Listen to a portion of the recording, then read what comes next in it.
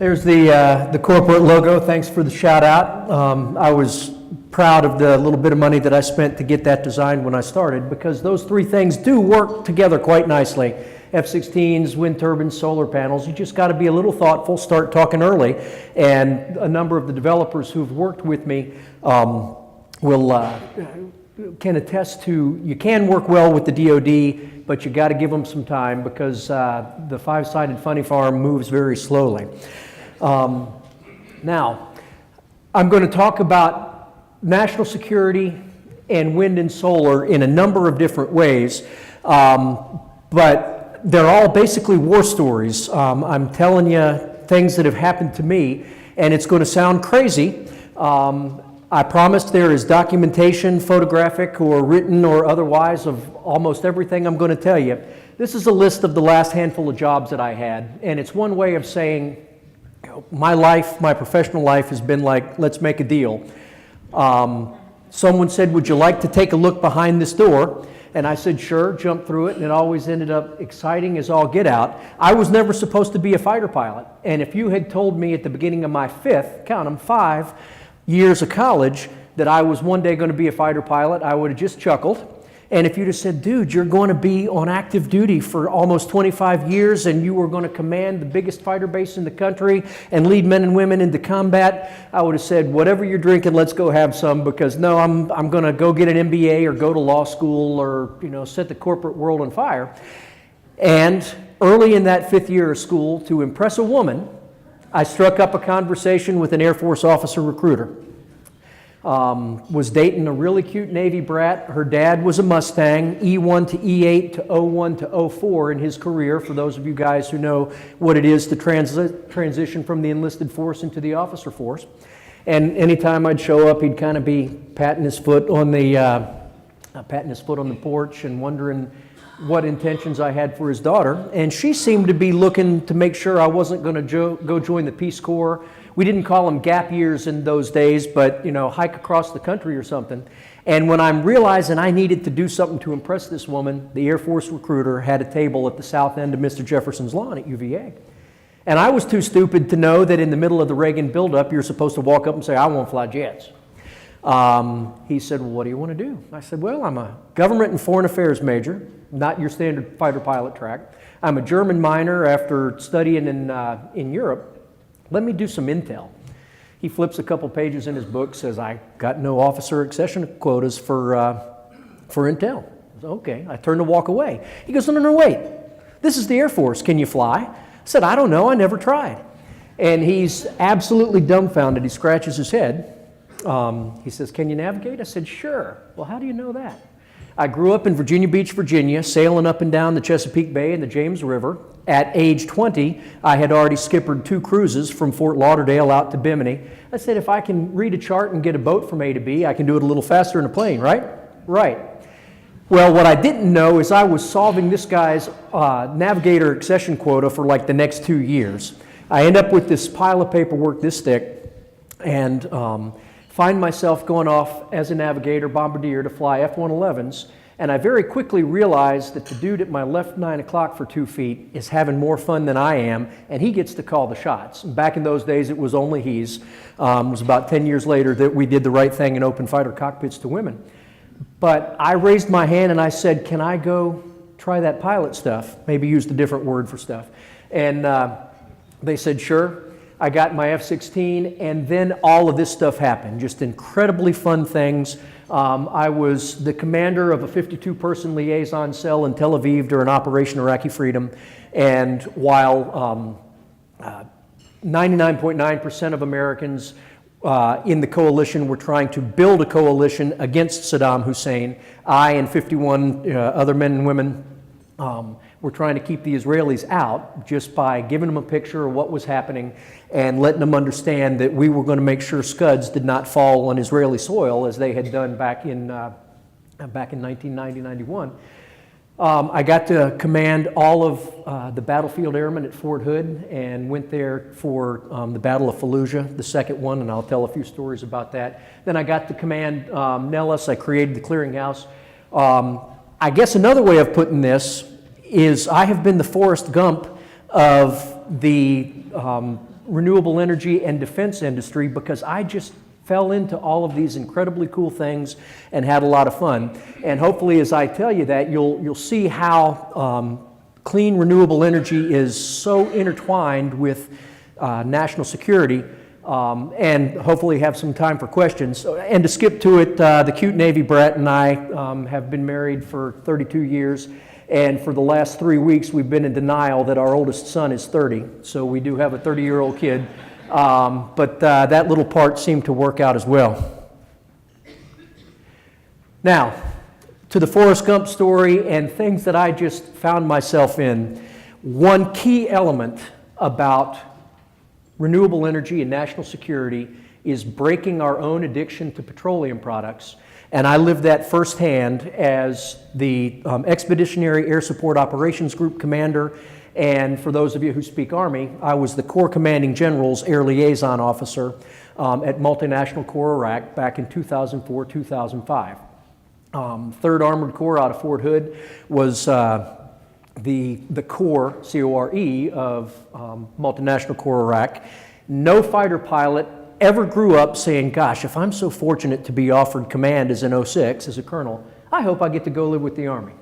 But it was one of the most fascinating, rewarding, fulfilling things that you can possibly imagine, because I was there commanding roughly 400, 480 battlefield airmen in the country, everybody who humped a rucksack filled with radios and talked to pilots overhead. You, this is me, see that? Blow it up. By the way, I'm 50 yards north, don't blow me up. Something called danger close. So my first real combat mission where I sat out there thinking, holy smoke, this was not what I thought I signed up for as a fighter pilot, was in a Stryker combat vehicle in downtown Mosul, Iraq. This particular picture here is just outside of Baghdad, maybe 30 miles to the north. We were going after what was his last name? Musab Zarqawi, who was the leader of ISIS at the time. Now, that day, those guys read Mao's book, when the man comes out in force, don't take on the man. So that particular night ended up being kind of an extended camp out while we were just trying to see if we could flush the Iraqis out. They didn't take the bait, so we all went back home. But shortly after that, not me, but my 26-year-old captain executive officer was just going out on convoy duty. And the stat to this day, 1 of every 23 convoys that basically exist to move petroleum across the battle space, 1 out of every 23 convoys across the battle space results in an American casualty, killed or wounded. And so my 26-year-old exec got himself a Bronze Star because he was just, doing the right thing and taking, one of the convoy trips to do sentry duty. And IED blows up the 2nd or 3rd vehicle in the convoy. The whole thing is ground to a halt. All the men and women responsible or in this convoy jump out. They establish a perimeter, and for 8 or 10 hours, they are waiting to get stuff helicoptered in, get the one vehicle fixed, get the convoy moved out of there. And that happened time and time and time again. And it's because you got to have fuel to move the force. And when we forward deploy, just about everything is based on diesel gensets, and they are horribly inefficient. Every single building has one generator that is 6 times larger than that particular building needs. This is back in 2004, and I'm responsible for all of the battlefield airmen and the tactical air control parties, so we've got to be able to communicate. We've got these little things set up at forward operating bases everywhere. And moving petroleum across the battle space absolutely kills you. So the United States military got way out in front of people about how can we reduce our reliance on petroleum. How can we power these forward operating locations with solar or wind or batteries or fuel cells, you name it. And that is going on today. When you think about energy efficiency, when you think about wind, solar, batteries, clean renewable energy, it is vital as a force multiplier. So, point number 1, when it comes to fighting in the field, we got to get away from petroleum because it kills men and women to guard the convoys that get the petroleum out to the battle space. Now, after that, back into the, the Forrest Gump, I'm offered the incredible privilege to command the largest fighter base in the country, Nellis Air Force Base, just on the outskirts of Vegas. The picture on the upper right is, no trick photo. I got to take command and relinquish command in the Thunderbird hangar in front of a 60-foot American flag in an aircraft hangar that's so clean that you could eat off the floor. And that is actually my last salute as the commander of the 99th Air Base Wing. And for a lot of reasons, you can imagine one of my favorite pictures of my entire life. The second picture, Nellis Air Force Base created the largest solar photovoltaic project in the continent. Was commissioned in 2007. And until 2011, that 14.3 megawatt array, back in a day when a 200 or 300 kilowatt array was considered pretty large. Nellis in 2008 was getting almost 30% of its power from the sun. Now, because of that picture, I am often given credit that I don't deserve for having created it. I did what good commanders do at every level. When you see someone with a good idea, you get the hell out of the way and you make sure that they have the resources they need to do it. The person responsible for that, most responsible for that, is a woman named Michelle Price. She was the base energy manager in the mid-2000s. She kind of recognized, okay, Nevada has this solar renewable portfolio standard. They're not going to make it. We've got a lot of land that we can probably do. She had personal relationships with Nevada Power, kind of figured out how to make this happen, and they worked it out. I think that was about a $103 million project. The Air Force paid about $150,000. That was back in the day when it was somewhere, $7.58 a watt to install. So it was ridiculously expensive, but it made money for Nevada Power and it made money for the United States Air Force. It was on about 140 acres of land used. 1/3 of that was capped landfill. So I'm incredibly proud of my Big Blue that smart men and women said, we can fix this and we can save a heck of a lot of money. And I think we saved roughly $80,000 a month those first couple of years based on the electricity costs we had been paying before.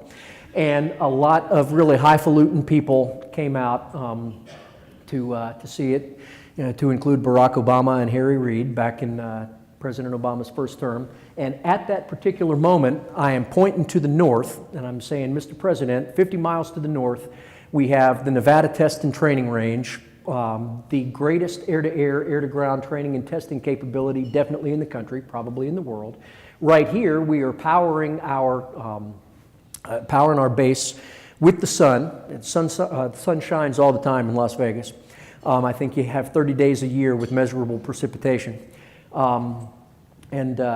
We recognize that military readiness and training and alternative energy and energy independence are two intertwined elements of national security. Great conversation to have when you're a base commander. There was another element about energy security that I also learned very closely. The commander of the 99th Air Base Wing is not only the commander of Nellis Air Force Base right on the outskirts of Vegas. He or she is the commander of Tonopah Test Range Airfield, the Nevada Test and Training Range, and Creech Air Force Base up in Indian Springs, Nevada. And Creech, back in the mid-2000s, was the home of every single ground control station for Predator and Reaper drones.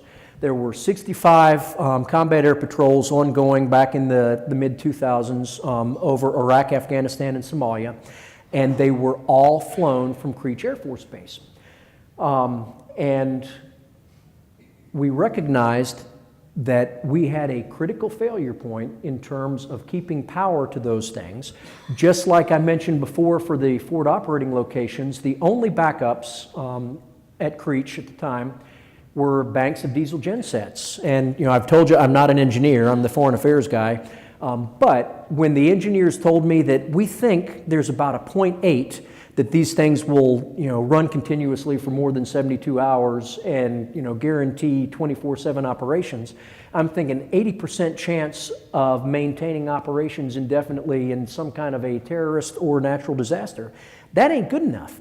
And I also knew certain point on the base, if a lightly armed Boy Scout troop with baseball bats and Leatherman tools jumped the fence at exactly the wrong part, they could make a run and cut the power to those ground control stations, and there was nothing that I could do to respond in time. So we recognized then, me as the non-engineer, that some kind of on-site generation and storage was absolutely imperative, and so started looking in those days at the idea of solar and storage and some kind of a microgrid, and now they're talking nanogrids in some of these applications, to make sure that if a base goes down, it can stay up with all of its critical facilities. And this again, when I'm there, was 2008 to 2010. Hurricane Sandy and Hurricane Irene came in the last 6 or 7 years, and they showed that if you can't get the diesel to your diesel gensets, then you're totally lost anyway.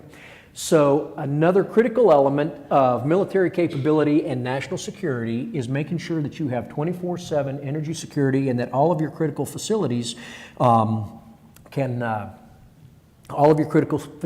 get the power that they need to operate indefinitely. And wind and solar, as we will see, is a huge part of that particular mix. Now, there is a third element of all of this, and that's what happens when you fly fighters, bombers, and helicopters in close proximity to turbines, in close proximity to solar panels. Is there any kind of a negative interaction that counteracts some of the positives? How do you deal with those? And I was introduced to that as the Nellis commander as well. This whole thing here is the airspace for the Nevada Test and Training Range and everything that Nellis-based airplanes use to train. It's about 15,000 square miles. The airspace is roughly the size of Switzerland.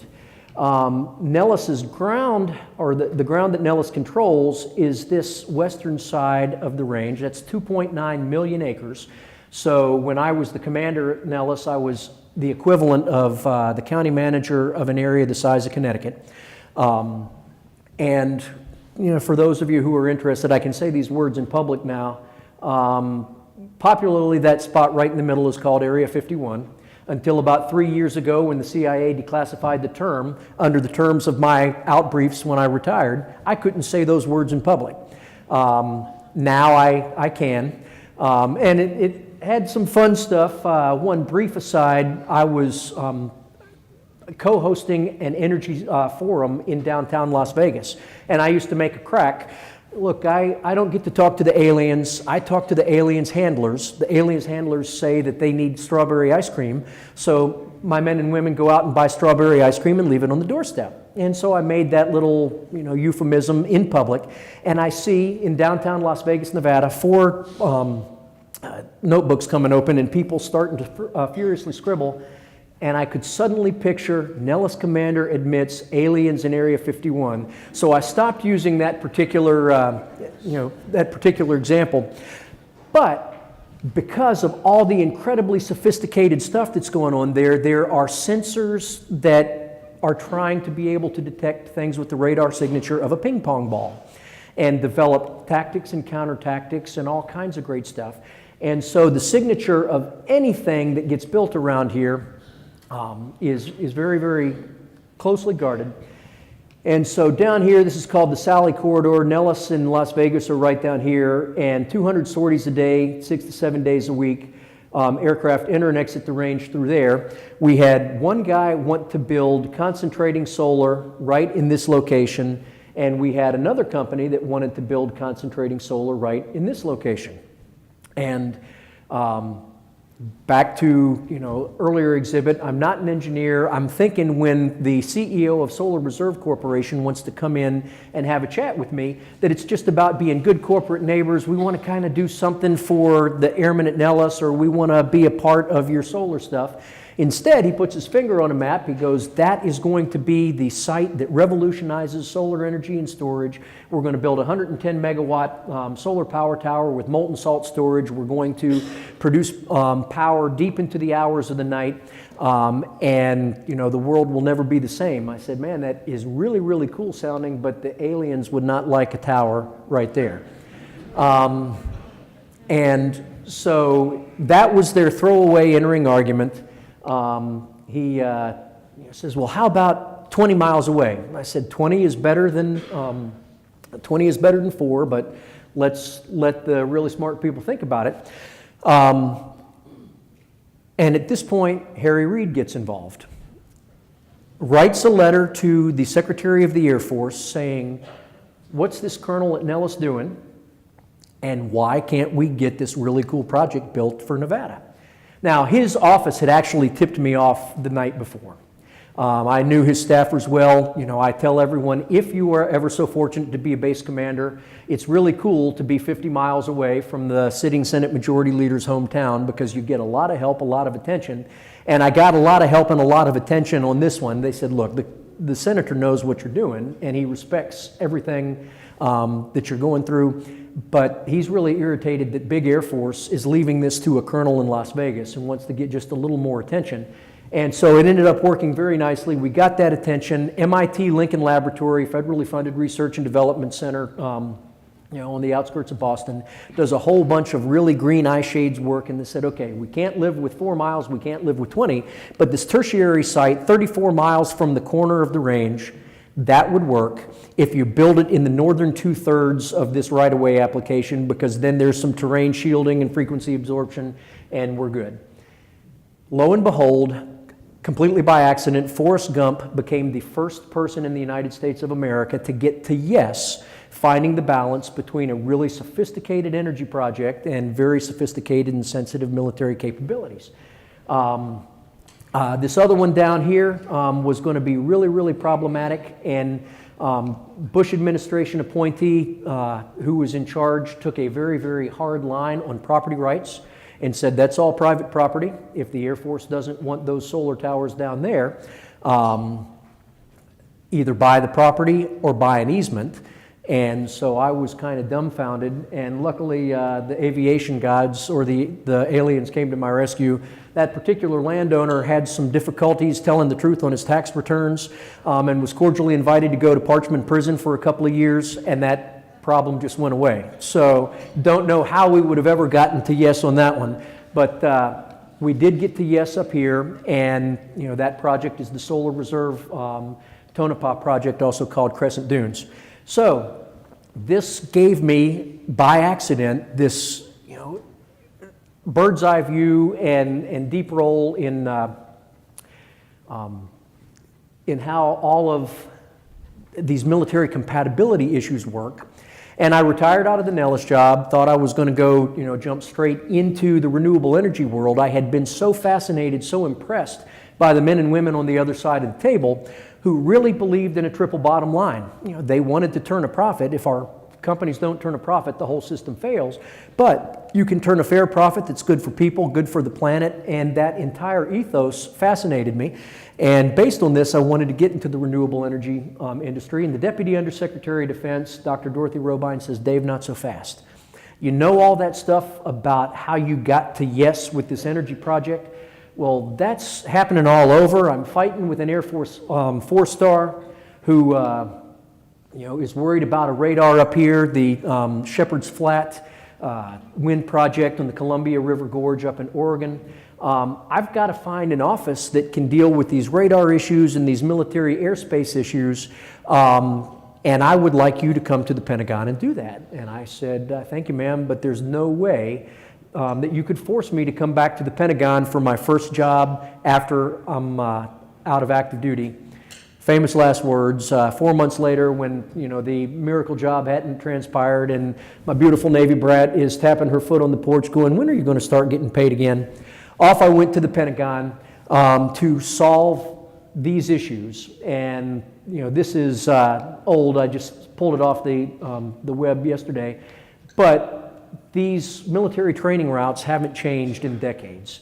So you can see as we do low flying, how there can be issues between solar panels close to runways, between wind turbines. Now, Nebraska is fairly open. And we'll talk a little bit later about the legislation that I helped work on this past January, February. But you can see down here, Texas, Oklahoma, Kansas. Oklahoma, I know because we've computed it, 43% of the state is covered with low-fly military training routes. It is probably more in Texas, and everybody who does wind knows that the wind resource is just, absolutely glorious up here. So now we're getting to a saturation point and trying to figure out how can we get the right amount of low-level training done. And to solve that problem, we created the DoD Siting Clearinghouse. I told you about how we used MIT Lincoln Lab to do the really careful work up around Nevada.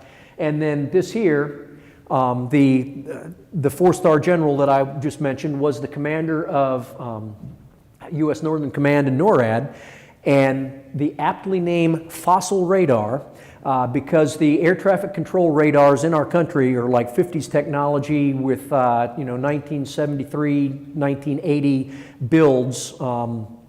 And he said, if you put those wind turbines there, it blocks my view in a sector that I use to do surveillance and homeland defense over the Hanford nuclear facility. And I got to be able to see little airplanes that are trying to hide if they were tried to fly there. So Lincoln Lab jumped in again.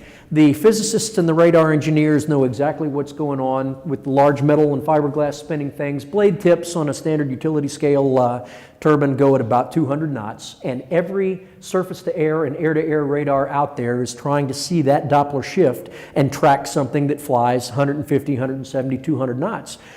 Now, the geniuses at Lincoln Lab designed a little sidecar processor, bolted it on so that that old radar could edit out the returns from those turbines, and lo and behold, that particular problem solved. But this was developing all over the country. And so Dr. Robine brought me in to create a process in an office to try to take a look at this everywhere. Congress didn't think I was moving fast enough. I got the job in July of 2010, and in December of 2010, the National Defense Authorization Act came out and said, all right, you will do this, and you will publish a federal rule, and you will make sure that you have the right amount of outreach. So, boom, we wrote 32 CFR Part 211. We did a three-way process to check everything. We looked at the radar impacts, we looked at the training impacts, we looked at the test impacts. We assigned champions inside the various Pentagon services and tribes to look at all of those, and off we went. We can get back to talk about this later. People have been fighting about how effective it is or not, and I will tell you that there have been precisely 0 projects built in the last 8 years where DoD has come out and identified a significant military impact. There has been precisely 1 where DoD did an official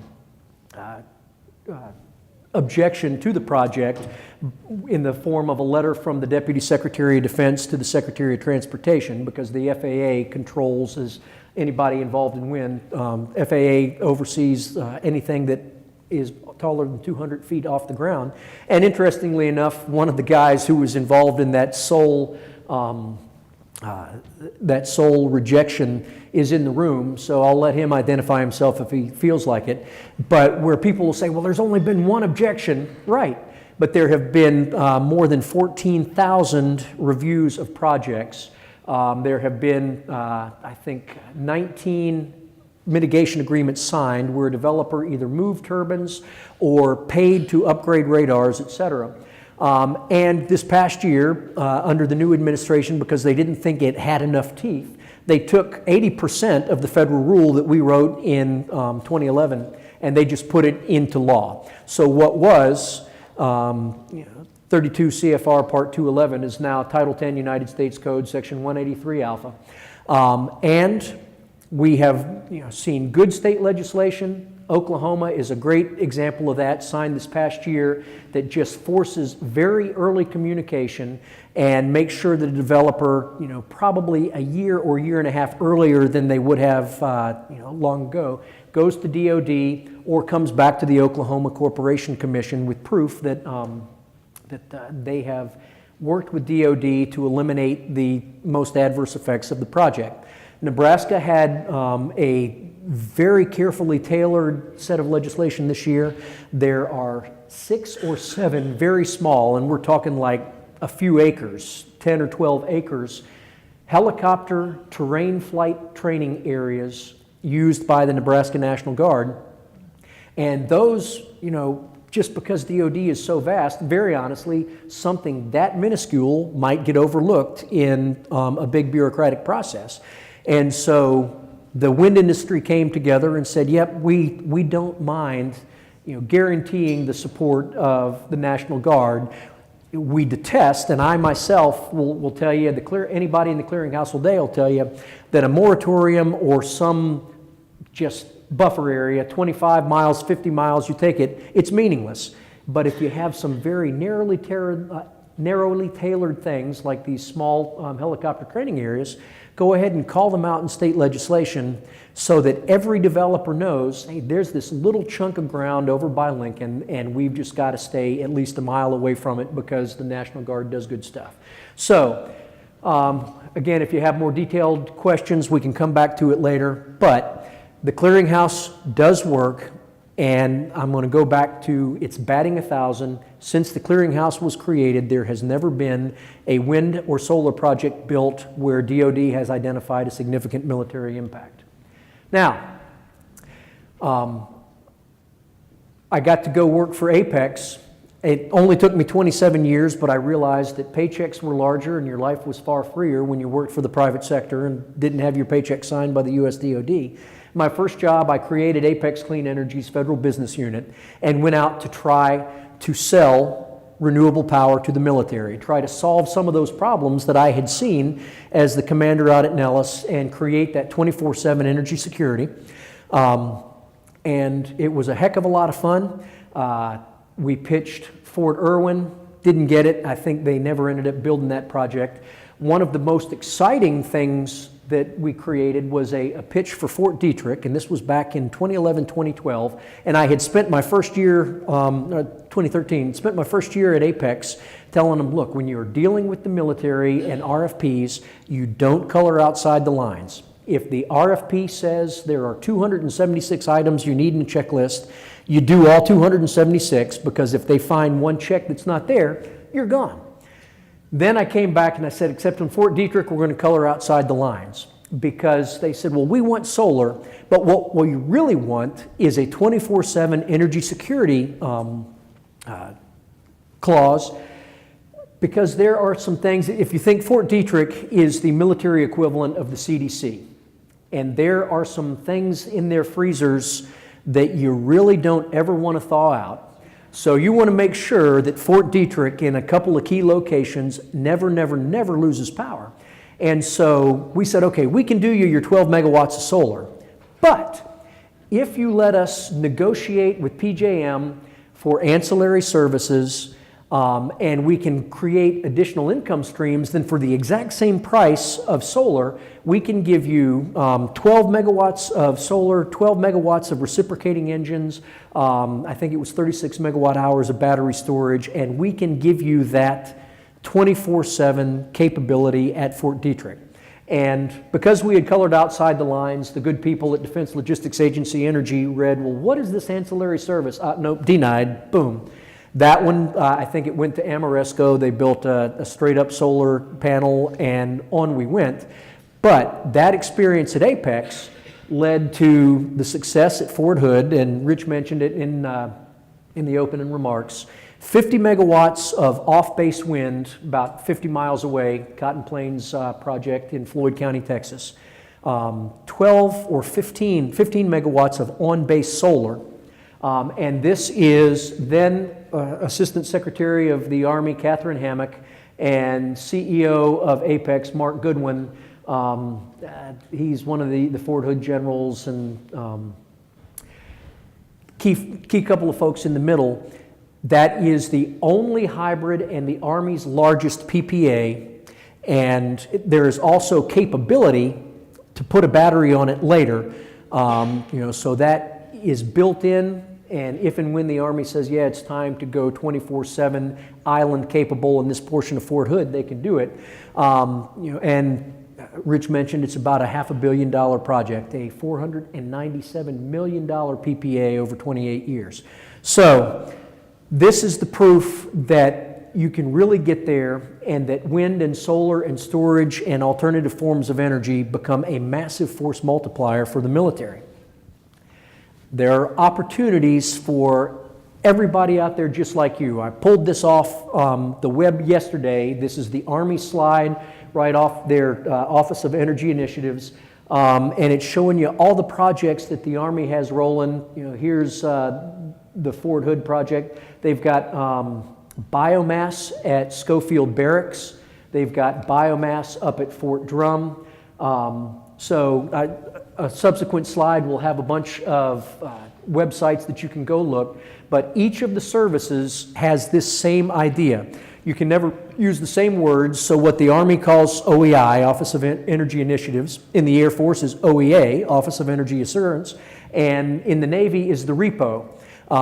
Great acronym. It used to be Renewable Energy Program Office. It's now Resilient Energy Program Office. But each one of the military services is moving out to do this kind of energy security and create their capability behind the fence.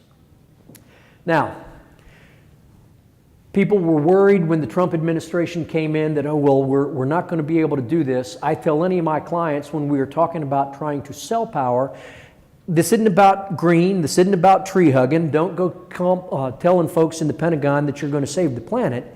It is all about saving the lives of soldiers, sailors, airmen, and Marines. And the very first person to be noted for saying that is now the Secretary of Defense. General Mattis was a 2-star. I was, colonel back in Baghdad during the Battle of Fallujah. He came back from that. He became the 3-star commander of the Marine Corps Doctrine and Development Command, and commissioned a study called Future Fuels. Very famously said this line, "Unleash me from the tether of fuel." And as long as you go into the Pentagon and say it's all about the mission, you will get a fair hearing. And it really is all about the mission. As I promised, these are those websites. That is the Clearinghouse website, the OEI for the Army, REPO for the Navy, and OEA for the Air Force. I know a really good consultant who can translate Pentagonese for you if you need. So I'll pass out some of those cards with the F-16. And before we get to the questions, it really did happen. And Alex Trebek is a really cool guy. And there is a little beach house on the Outer Banks of North Carolina called INN Jeopardy, because he was kind enough to send me a 6-figure check just for answering a bunch of trivia questions. So with that, I think the old F-16 pilot can master the app to answer questions, or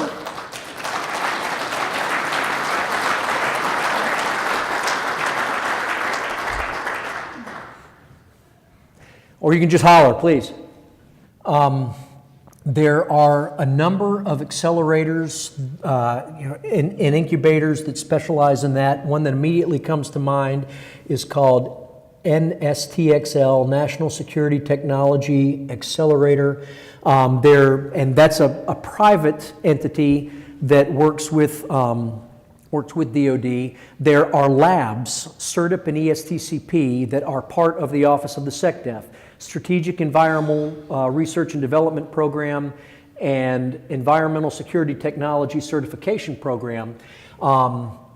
And DoD is rife with examples of having created things that are in everyday life.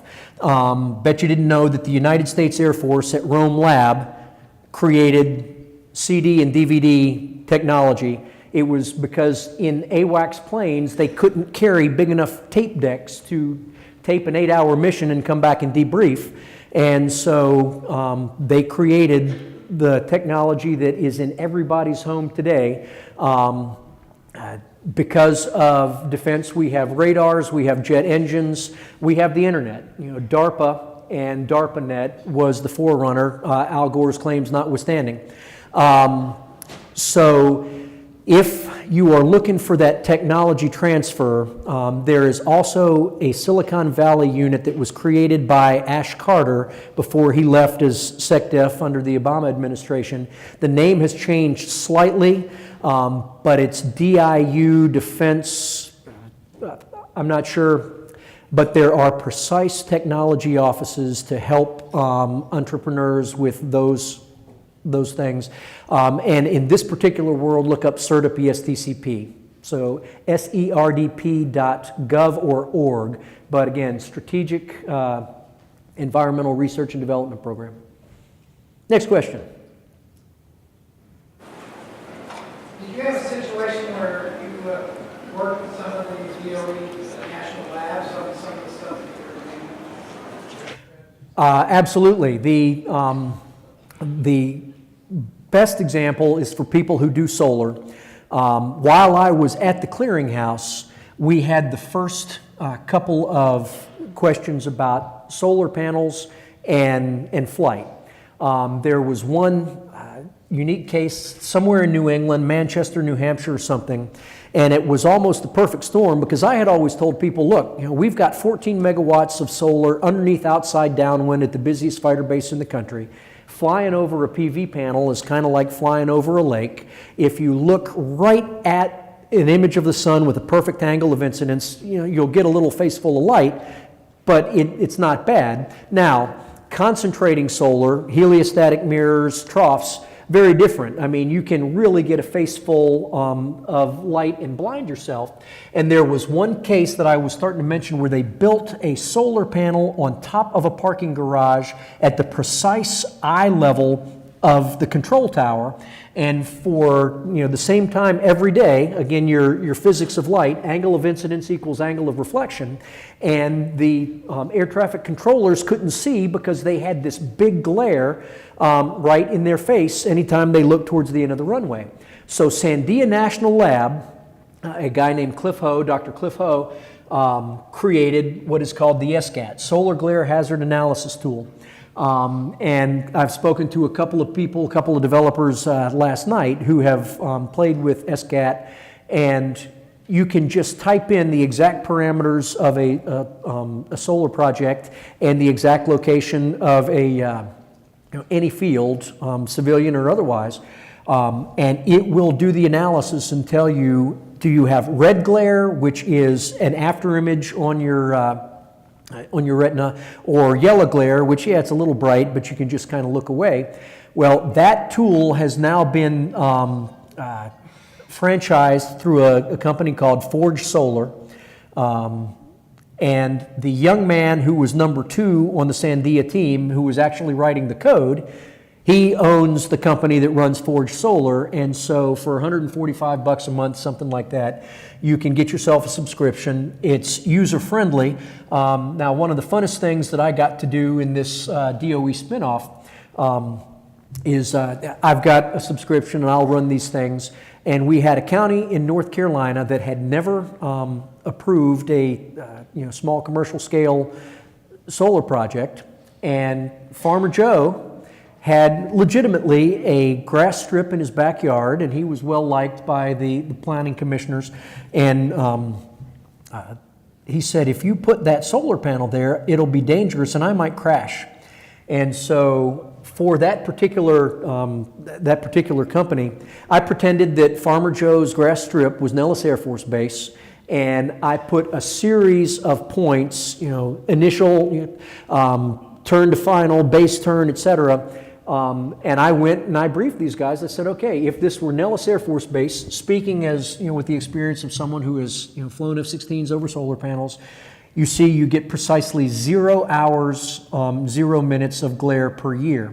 So that is one perfect example of DOE spinning off that any developer can use. Rule of thumb, if you're inside, 2 or 3 miles of a municipal field, you probably want to run this.